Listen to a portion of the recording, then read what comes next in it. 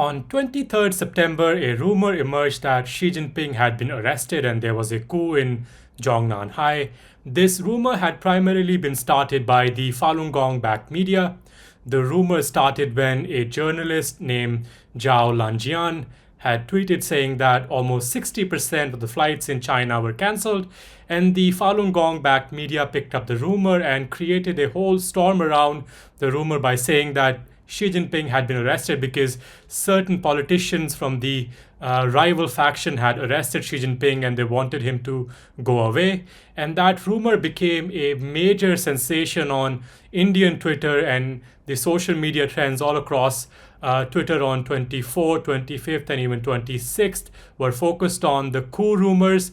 And that's when a lot of the China experts took to Twitter to explain what and why the rumors started. The new Tang dynasty, which is one of the affiliates of the Falun Gong-backed media, it's a broadcaster of the Falun Gong-backed media, used that cancellation of flights rumor to create another layer of credibility by claiming that Xi Jinping had not appeared at a key PLA meeting.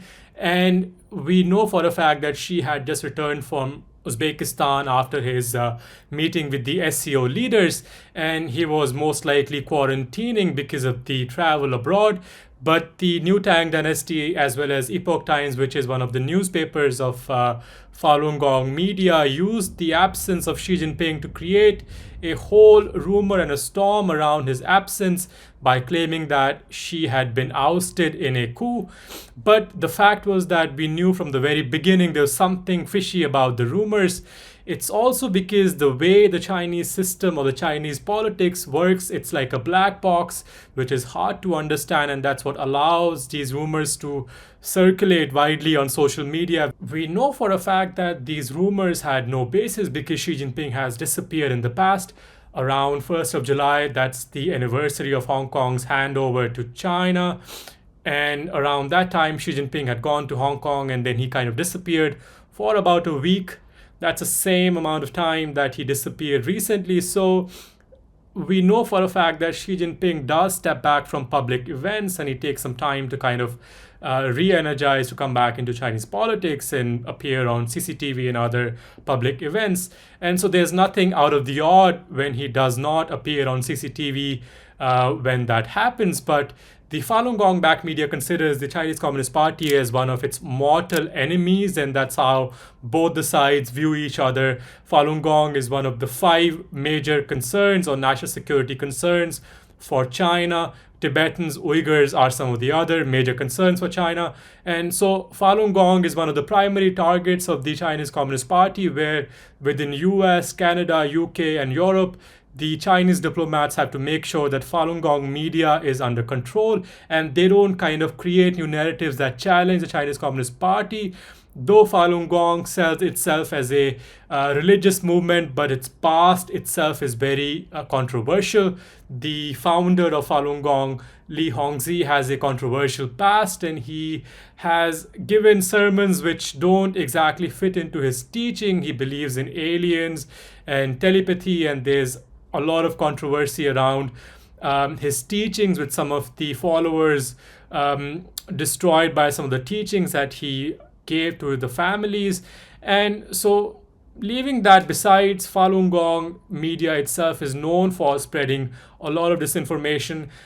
And now, since the disinformation that's around, the rumor around Xi Jinping's disappearance has kind of been debunked by the experts, but Epoch Times, which is the Falun Gong-backed media, has not given up on the rumor. They are still kind of backing it. They're saying we don't know why the flights were cancelled. So there are kind of 2 strands of the rumor. The first side of the rumor is that Xi was ousted by a military leader from the Northern Theater Command. That's Li Qiaoming, who appeared during the PLA meeting where Xi Jinping was not present. On the other side, the rumor kind of also backed the fact that the opposition, the faction which is challenging Xi Jinping, that's mostly around Shanghai region. That faction kind of ousted Xi Jinping. So these two, tracks of the rumors don't really add up, because we know for a fact that within Chinese politics, the military may not play the kind of role that it does in other countries, in Myanmar, where we had coups in the past. So it's unlikely that in China we'll have a scenario like we see in some of the other countries in Africa and elsewhere, where the military kind of takes over. The military remains under the control of the politicians. So therefore, if there ever is a coup, it will start with the political side of things. And we've had tensions in the past. You might remember the case of Bo Xilai, which is what eventually led to Xi Jinping's rise. So the rumor has been thoroughly debunked by a lot of experts, but that's how the kind of rumors exist within the Chinese political system.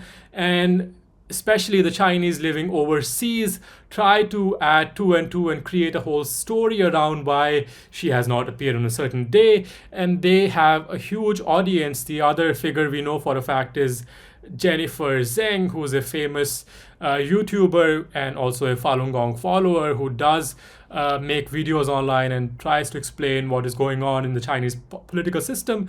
And she's known to back a lot of disinformation, and this is for a fact from other videos that she's made in the past.